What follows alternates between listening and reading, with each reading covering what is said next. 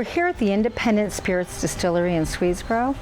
This craft distillery is the first in Gloucester County, and it's family owned and operated. They use exclusively locally grown grain and fruit, and the water used in crafting the spirits actually comes directly from their private well right here on the 10-acre farm. Let's go inside and meet Carrie.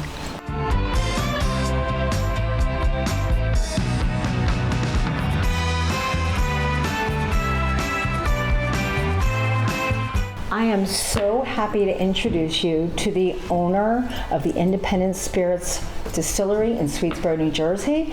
This is Carrie Breen. Carrie, so good to see you. Thanks so much for coming by. We were talking earlier. My husband and I came here when you first opened and you had one product and it was vodka.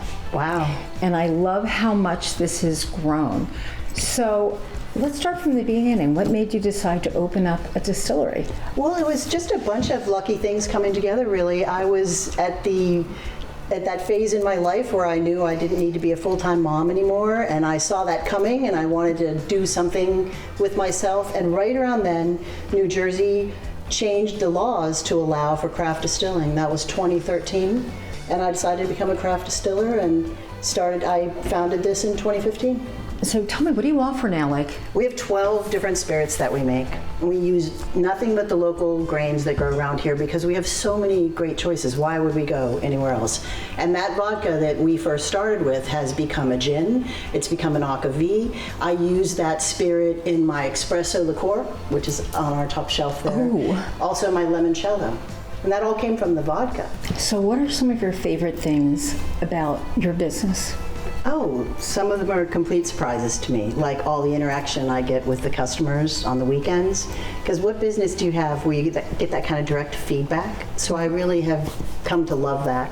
But honestly, working with my kids is probably my favorite aspect of the distillery some days, because when I look up and we're here together, no matter how hard we're working, it just seems worth it that it might go through to another generation, that I might have created something that they'll carry on. Can we take a look at the back of the distillery? Oh, sure. I'd love to show you this stuff. Awesome. I love that.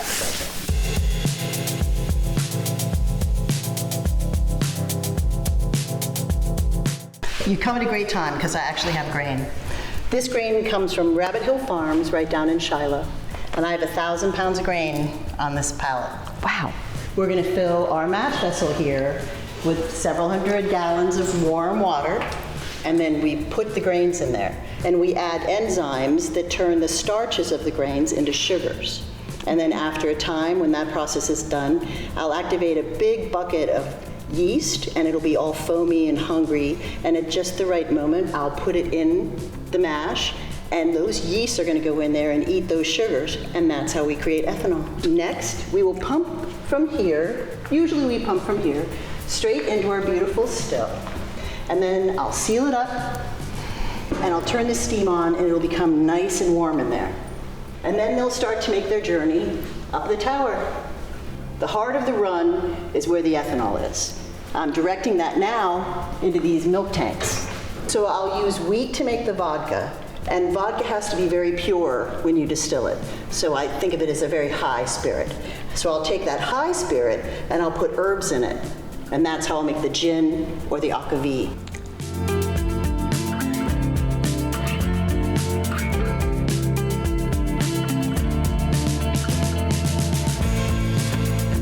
Carrie, I want to thank you so much for allowing us to visit with you and giving us a tour of your distillery. It's something really cool that people usually don't see, and it's just another great part of South Jersey and Swedesboro, and I hope to see you again soon. Yeah, me too. Thank you so much for coming by. Thank you.